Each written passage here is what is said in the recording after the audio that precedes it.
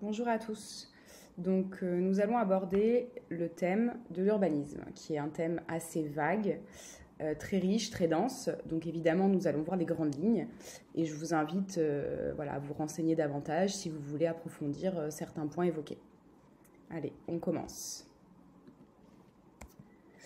Donc, nous allons voir au sommaire le cadastre, les zones cadastrales, les règles d'urbanisme, comment connaître le PLU, qu'est-ce que l'emprise au sol, comment calculer cette emprise au sol, la surface de plancher, qu'est-ce qu'une déclaration préalable, dite DP, qu'est-ce que le permis de construire, dit PC, la déclaration d'achèvement de travaux, les infractions aux règles d'urbanisme et les éventuelles régularisations et sanctions.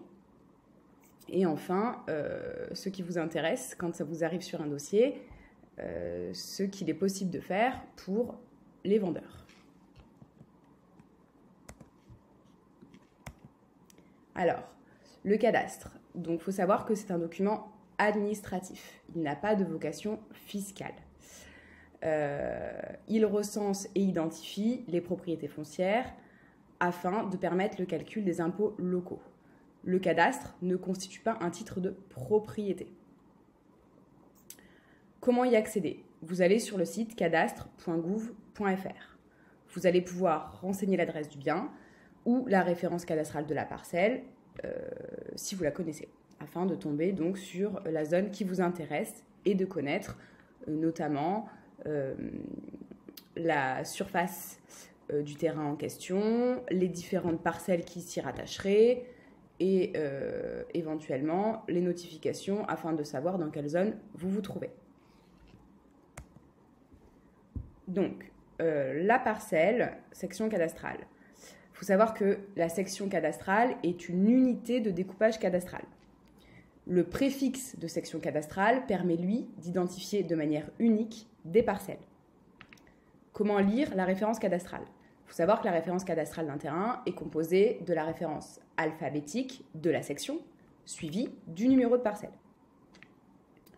Comment savoir qui est propriétaire d'une parcelle? Alors, il y a deux possibilités.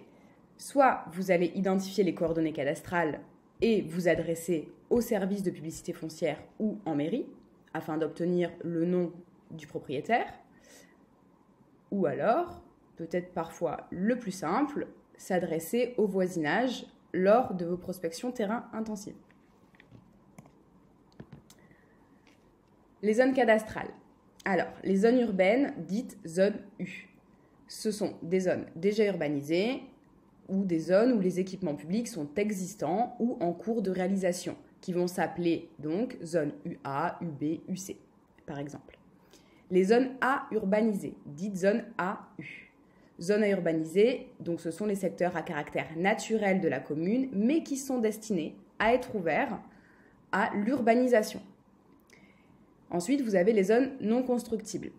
Il y a dans ces zones non constructibles les zones agricoles, dites zone A, connues anciennement comme les zones NC, donc tout simplement non constructibles, du POS, ancien POS. Les zones naturelles et forestières, dites zone N, ancienne zone ND du POS. Les terrains situés à moins de 100 mètres du littoral doivent être classés en zone A ou N. À savoir quand même, ce n'est pas parce qu'on appelle ces zones comme des zones non constructibles qu'on ne peut rien en faire. À titre d'exemple, vous prenez un mandat d'une maison ou d'un terrain, ou de la maison en l'occurrence serait bâtie en zone A, ou un terrain tout simplement sans bâti dessus en zone A, alors il y aura des possibilités de construction si la personne qui se porte acquéreur est par exemple exploitant agricole.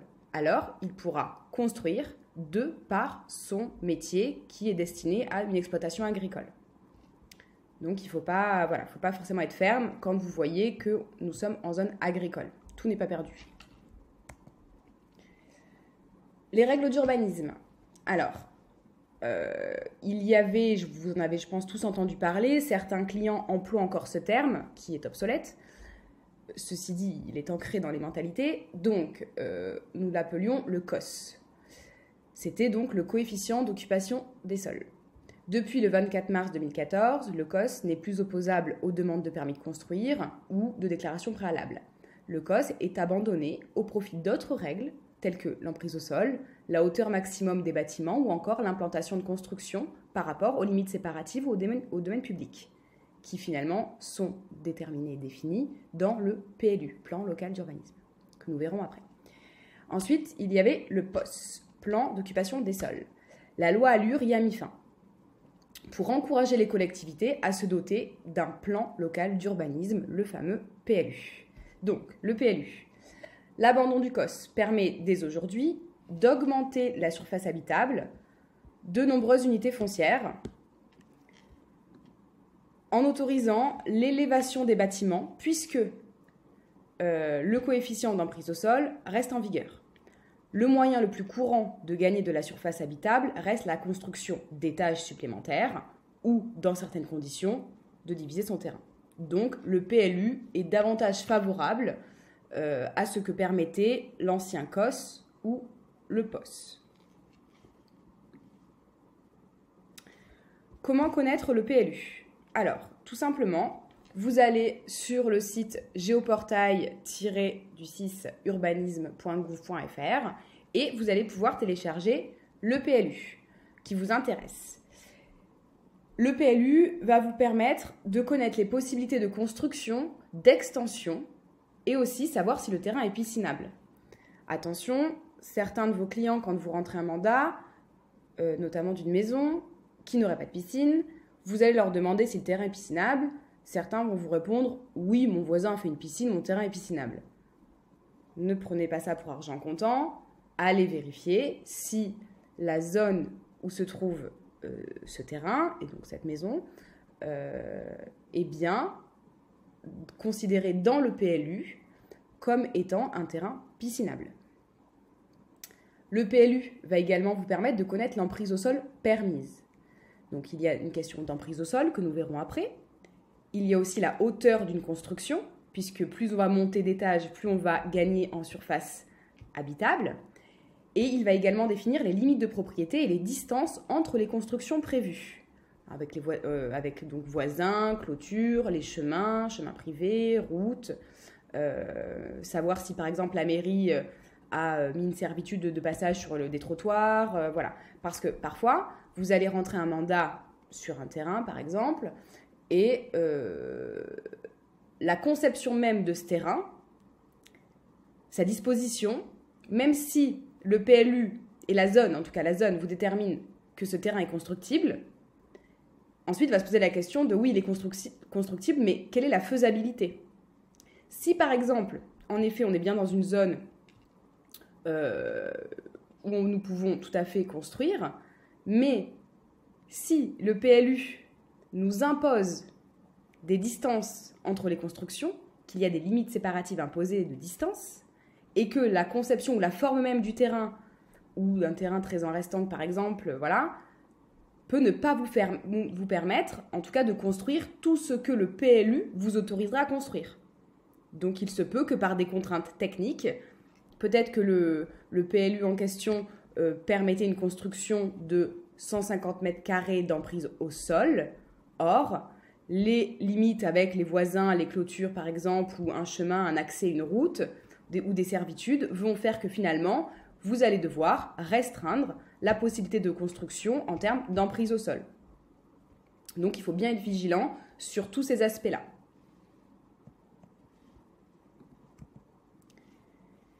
Qu'est-ce que l'emprise au sol?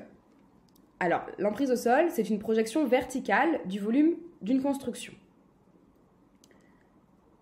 Pour faire plus simple, c'est en fait la surface qu'occupe l'habitation, la construction, sur le terrain au sol.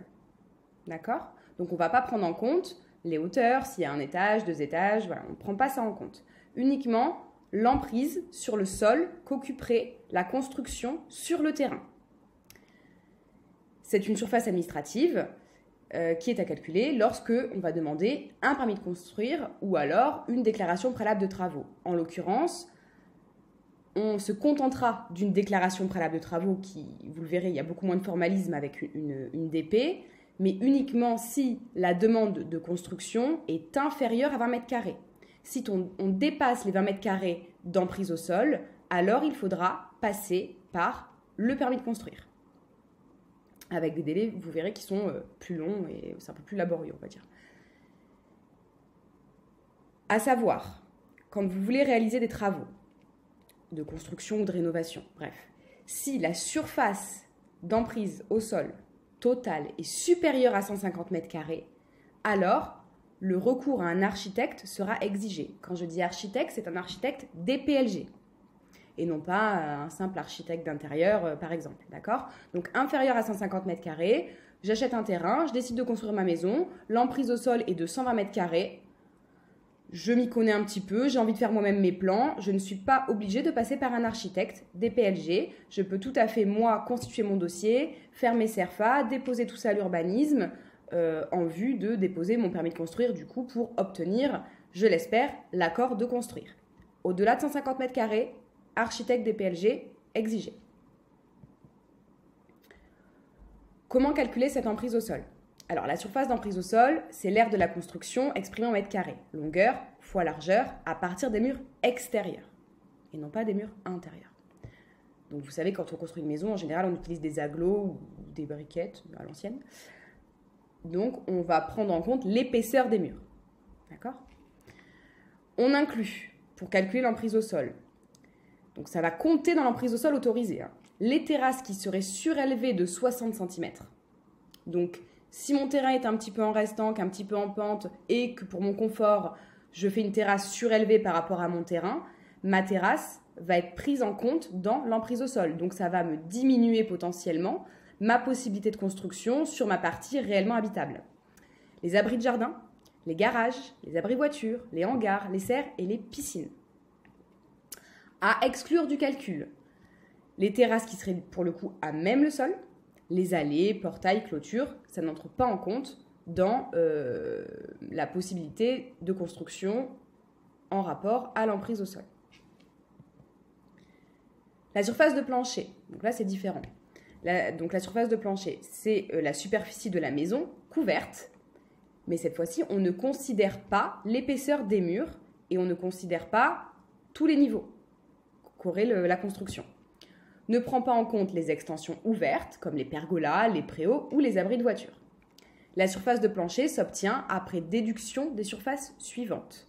Les vies des trémies, qui correspondent aux escaliers, ascenseurs. Les surfaces de plancher d'une hauteur sous plafond inférieure ou égale à 1,80 m, donc ne seraient pas prises en compte dans le calcul de la surface de plancher. Surface de plancher aménagée pour le stationnement des véhicules motorisés ou non, y compris les rampes d'accès et les aires de manœuvre. Surface de plancher des combles non aménageables, donc attention, si les combles sont aménageables, elles rentrent en compte dans la surface de plancher, pour l'habitation ou pour des activités à caractère professionnel, artisanal, industriel ou commercial. Donc maintenant, on va rentrer dans les parties un peu plus techniques, notamment de la déclaration préalable, donc des formalités qu'il faut faire quand on veut faire des modifications sur de l'existant ou pour une construction. Donc qu'est-ce qu'une DP ? C'est une autorisation d'urbanisme qui peut être exigée pour des travaux qui seraient non soumis à permis de construire. Souvent obligatoire pour l'extension d'un bâtiment existant, je vous le rappelle, inférieur à 20 mètres carrés, des travaux modifiant l'aspect extérieur pour des constructions nouvelles. Par exemple, je fais une rénovation sur une maison et je décide d'agrandir toutes mes ouvertures pour avoir de plus grandes fenêtres et faire rentrer la lumière, faire de grandes baies vitrées. Alors, je viens modifier l'aspect extérieur. Pour un changement de destination d'un bâtiment, exemple, j'ai un garage, j'ai envie de faire un studio pour accueillir de la famille par exemple. Alors, logiquement, légalement, je suis censée faire une déclaration préalable pour avertir le service de l'urbanisme et demander l'accord pour changer de destination ce garage et le passer en habitation. L'ADP permet à la mairie de vérifier que vous respectez les règles d'urbanisme en vigueur. Ensuite, vous avez un lien, donc je vous invite à aller voir, c'est très bien fait, donc sur le site du service public. Vous tapez tout simplement déclaration préalable, même sur Google. service public, déclaration préalable, et vous allez pouvoir avoir accès à tout le détail pour savoir dans quel cas il est nécessaire de faire une DP. Concernant les délais, donc d'abord, il y a un délai d'instruction d'1 mois. C'est-à-dire que le jour où je vais aller déposer mes pièces à l'urbanisme, à savoir qu'ils sont en train de digitaliser tout ça et que, en tout cas sur Marseille, et je pense que sur Aix ça va arriver, il y a la possibilité de faire les démarches maintenant, les dépôts en ligne. Donc ça, c'est une révolution et ça va être plutôt intéressant. Mais à savoir que le délai d'instruction est d'1 mois. Donc le jour où je vais déposer mon dossier d'urbanisme ou l'envoyer via le site en question pour faire les demandes, ils ont 1 mois pour se manifester. Si dans les 1 mois, on me demande des pièces complémentaires, parce que je n'aurais pas fourni assez d'éléments, alors le délai repart à la date du dépôt des pièces. Donc potentiellement, le délai d'instruction est d'1 mois, mais il peut tout à fait être d'1 mois et demi, 2 mois, 3 mois, si tous les 10 jours, on me demande des pièces complémentaires, puisque le délai repart. Ensuite, il y a le recours des tiers, donc qui est de 2 mois. À savoir, quand il y a eu mon dépôt d'instruction, admettons j'ai eu l'accord, je peux avoir l'accord au bout de 2 semaines. Hein. Le délai est d'1 mois, mais il se peut que si le service d'urbanisme est réactif, au bout de 2 semaines, j'ai ma réponse, j'ai mon accord, j'affiche mon panneau, qui n'est pas un panneau d'affichage pour un permis de construire, mais pour une déclaration préalable. C'est le même genre de panneau à afficher. Au moment où j'affiche mon panneau, alors, il y a un recours des tiers qui commence à courir de 2 mois. Ce panneau doit être visible de la voie publique, c'est-à-dire qu'il se peut que j'ai à mettre plusieurs panneaux. Un panneau dans mon chemin privé, mais qui n'est pas visible de la voie publique, et un panneau à l'entrée du chemin privé visible de la voie publique. Donc il se peut que j'ai à poser 2 panneaux par exemple. Il est fortement recommandé, mais non obligatoire, de faire constater ce dépôt de panneau par un constat d'huissier, à savoir que le coût d'un passage d'huissier est d'environ 150 € pour un passage. À savoir qu'une déclaration préalable a une validité de 3 ans. C'est-à-dire que si je ne fais pas mes travaux dans les 3 ans, alors je recommence.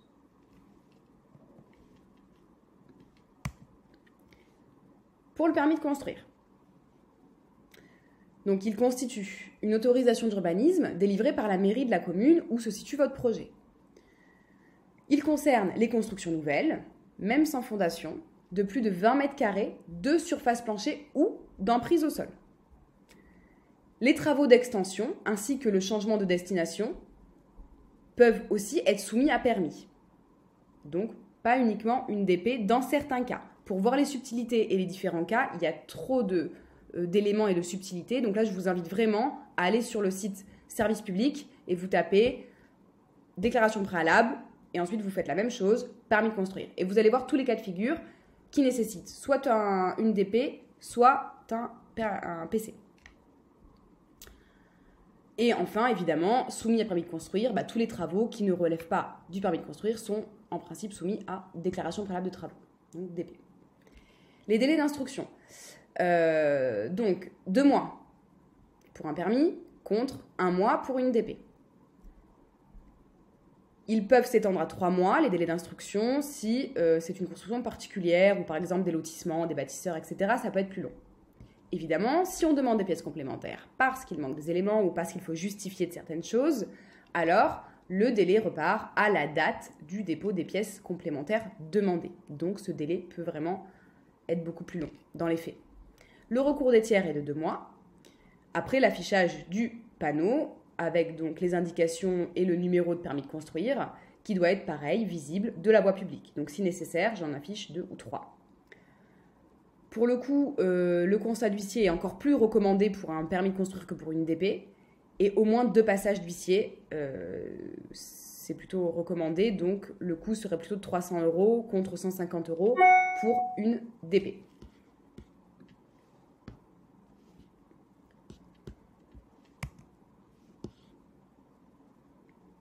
La déclaration d'achèvement et de conformité des travaux. Alors, elle doit être adressée à la mairie pour signaler la fin des travaux. Elle est obligatoire et consécutive à un permis de construire, un permis d'aménager ou à une DP. Délai, 3 mois à partir de la date de réception de la déclaration d'achèvement et de conformité des travaux pour contester la conformité des travaux si nécessaire. D'accord ? Donc en règle générale, quand vous ou votre client, vous avez achevé des travaux, vous allez devoir remplir ce formulaire, cette déclaration, attester ce que vous avez fait, éventuellement demander un passage aussi de quelqu'un relevant de l'urbanisme afin d'attester la conformité, de voir si ce que vous avez fait, c'est bien conforme à votre demande. Il se peut que vous ayez un refus de conformité. Voilà, c'est possible si les choses n'ont pas été faites dans les règles de l'art. Ça peut toujours être régularisable dans le temps. Plus tard, a posteriori, 3 ans, 10 ans après, d'un coup, voilà, on souhaite vendre son bien. Il y a des solutions pour mettre en conformité ou éventuellement attendre aussi une évolution du PLU, de ce que permettrait le nouveau PLU en vigueur, pourquoi pas. À savoir, les infractions aux règles d'urbanisme. Donc, il y a un délai de prescription. C'est le temps au-delà duquel l'auteur d'une infraction ne peut plus être poursuivi. La majeure partie des infractions aux règles d'urbanisme sont des délits qui engagent, dans un premier temps, la responsabilité pénale. Les infractions sont notamment constituées par la réalisation de travaux sans autorisation, carrément là, moi j'ai tout fait sans autorisation, pourquoi pas, ou alors qui seraient non conformes à l'autorisation obtenue. Donc, premier cas, j'ai fait des travaux, j'ai rien demandé à personne. Deuxième cas, j'ai déposé une DP ou un permis de construire, mais j'ai voulu arranger un petit peu tout ça à ma manière, j'ai pas la conformité. Donc, ça peut potentiellement constituer des infractions. À savoir que la prescription pénale s'éteint au bout de 6 ans, à compter de l'achèvement des travaux. D'où l'importance de bien déclarer l'achèvement des travaux. Quand on avait déjà déclaré quelque chose, c'est sûr. Si on n'avait rien déclaré, on peut difficilement déclarer un achèvement de travaux puisqu'on n'avait pas déclaré qu'on faisait quoi que ce soit. Donc, la responsabilité pénale, c'est 6 ans. Et la responsabilité civile, elle, a un délai de prescription de 10 ans, à compter de l'achèvement des travaux. Et il faut quand même savoir et avoir conscience, même si, notamment dans le Sud, c'est un sport national de faire les choses un petit peu de manière border, mais il est possible de saisir le tribunal judiciaire en vue de faire ordonner la démolition ou la mise en conformité de la construction ou des dits travaux. C'est possible, ça peut arriver. Alors, les possibilités de régularisation et de sanction. Alors, sans régularisation, les propriétaires, en effet, peuvent s'exposer à une amende comprise entre 1 200 à 6 000 euros par mètre carré non déclaré. La démarche pour une régularisation n'effacera pas l'infraction. D'accord ? Donc, je veux mettre en conformité et régulariser ma situation des années plus tard, donc preuve de, quelque part, de bonne conduite, on va dire, après coup, ça n'efface pas l'infraction qui a quand même été commise. Mais ça va vous dispenser de peine, autre par contre que la majoration de la taxe d'aménagement, qui peut être majorée de 80%, et potentiellement un rattrapage des impôts locaux, donc la taxe foncière et la taxe d'habitation. La régularisation pourra intervenir à condition bien sûr que les travaux réalisés sans autorisation soient devenus conformes au code de l'urbanisme, au PLU en vigueur. Si ce n'est pas le cas, le juge pourra prononcer des mesures de mise en conformité de la construction, donc faire des travaux d'amélioration a posteriori pour rentrer dans la conformité et dans ce que le PLU autorise, ou alors demander la démolition, comme le prévoit l'article L480-4 du Code de l'urbanisme. Pour la vente, 2 possibilités s'offrent aux vendeurs, à votre vendeur, à vos clients. Faire une demande d'autorisation d'urbanisme a posteriori à la mairie et inscrire son obtention en conditions suspensives pour assurer éventuellement les acquéreurs, de dire voilà, monsieur, madame, vous vous portez acquéreur, 6 mois, vendeur, j'obtiens en fait la conformité de ce que j'ai fait. Et je n'avais rien déclaré, donc là maintenant je veux me mettre dans les clous. Mais il y a donc le risque que cette régularisation et cette conformité ne me soient pas remises, ne me soient pas délivrées, et donc que le compromis soit caduc parce qu'il était inscrit comme condition suspensive, ce qui va donc donner la possibilité aux acquéreurs de sortir de leur engagement, de ne pas acheter le bien, puisqu'il n'y a pas la conformité qui était chère à leurs yeux. Mais il y a aussi la possibilité que les acquéreurs acceptent et en fassent leur affaire, tout simplement. Donc en connaissance de cause, ils en font leur affaire personnelle. À ce moment-là, il faut le stipuler clairement au terme du compromis de vente. À savoir, en cas d'absence de déclaration préalable ou de permis de construire, et donc qui en découle un certificat de conformité, si les modifications ont plus de 10 ans, il n'y a aucun risque encouru par les acquéreurs, tout simplement parce qu'on a parlé de la prescription qui est de 10 ans. Donc, passé 10 ans, quelque part, donc vous prenez en mandat une maison dont les travaux ont été faits dans les années 90, la piscine, le pool house, une véranda, une extension, etc. En 90, c'était il y a plus de 30 ans, on peut complètement rassurer les acquéreurs et leur dire vous n'encourez aucune sanction, aucun risque. On ne pourra pas vous demander de démolir, de mettre en conformité, de payer des amendes, rassurez-vous. En revanche, si ces travaux ont moins de 10 ans, alors en effet, on encourt des sanctions administratives, en tout cas les acquéreurs du coup, et potentiellement la responsabilité pénale si jamais ça fait moins de 6 ans que ces travaux ont eu lieu. Ok, donc pénal 6 ans, civil 10 ans. Et on encourt quoi? Un recalcul de la taxe foncière pour régularisation sur 4 ans maximum. Mais en fait, ce qui fait le plus peur aux acquéreurs, dans le cas où ils vont acheter un bien pour lequel il y aurait eu des travaux, pour lesquels d'ailleurs ils sont en général très contents, puisque ça a permis une piscine peut-être sans autorisation, une extension, donc ils gagnent en surface habitable, donc sur les faits ils sont contents.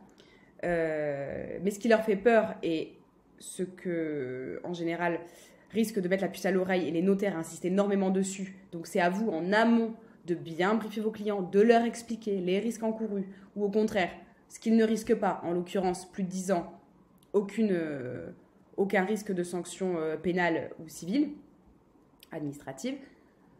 En revanche, et ça, il n'y a pas de délai de prescription, s'il y a une catastrophe naturelle, un incendie, des inondations, alors ils ne pourront pas reconstruire tel qu'ils ont acheté le bien. Ils devront se coller au permis de construire initial. Donc, potentiellement, ils vont perdre la possibilité de faire une piscine, la possibilité de reconstruire avec ces 50 mètres carrés supplémentaires qui avaient été ajoutés sans conformité, sans autorisation.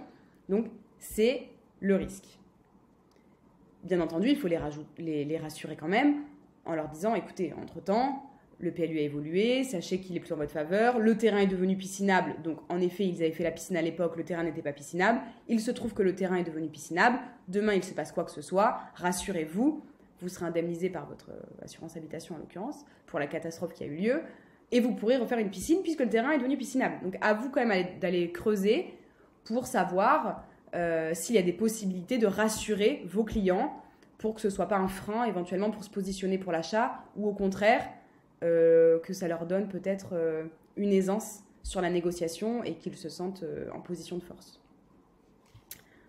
Voilà. Donc, j'espère que j'ai été assez claire. N'hésitez pas à poser des questions, voilà. Mais surtout, n'hésitez pas à aller regarder les différents sites à ce sujet et de creuser thème par thème, parce que comme je vous l'ai dit au début de cet atelier, c'est très vague. Parfois, c'est très technique aussi. Donc, certains vont avoir une affinité avec ce sujet, d'autres moins. Et c'est normal, on n'accroche pas tous avec les mêmes sujets. Mais n'hésitez pas à aller vous renseigner, creuser l'info. C'est important pour vous, pour votre professionnalisme et pour vous démarquer aussi des concurrents.